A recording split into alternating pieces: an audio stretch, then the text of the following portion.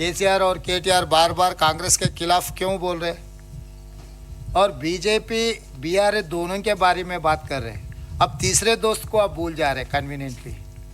BJP BRS MIM that is one gang, चड्डी gang.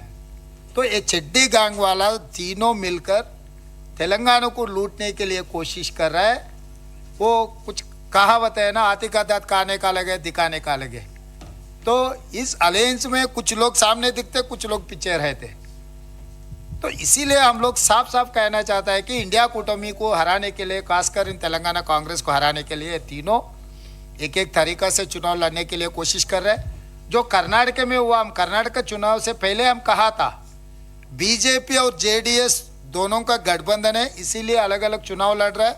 MIM भी कुछ सीटों में चुनाव लड़ने के लिए कोशिश कर रहे हैं। तो एंटी इनकम्बेंसी सरकार के खिलाफ जो वोट है, उन लोगों में वोट काटने के लिए ये तरीका से चुनाव लड़ रहे। असेंबली होने के बाद पार्लियामेंट इलेक्शन में वो दोनों वो पार्टियों का गठबंधन होने वाले। आज वही साफ साफ दिख रहा है आंखों के सामने। JDS and BJP together they are going to contest parliament election. It is similar in Telangana. अभी असेंबली चुनाव में बीआरएस बीजेपी अलग अलग चुनाव लड़ेंगे। असेंबली खत्म होते ही उन लोगों का गठबंधन हो जाने वाले। सीट भी बांट लिए, 7 seat BJP, 9 seat BRS, 1 seat MIM. तो ये पूरा उन लोगों का चर्चा भी हो गए, गठबंधन भी हो गए। आगे आपको पता लगेगा कि जनवरी फरवरी में। रेवंत साहब, आपके जवाब में मेरे सवालों का भी जवाब था, पर उसमें मैं एक एक्सटेंशन पूछ लेती हूँ आपसे।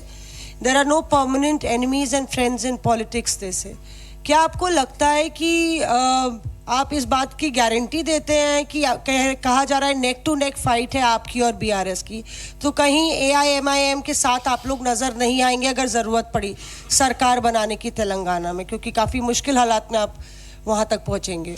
और दूसरा कि लोकसभा का भी जिक्र किया, तो क्या आप इस बात की भी गारंटी देते हैं कि किसी भी तरह से इंडिया पार्टीज बीआरएस के साथ नहीं नजर आएंगी?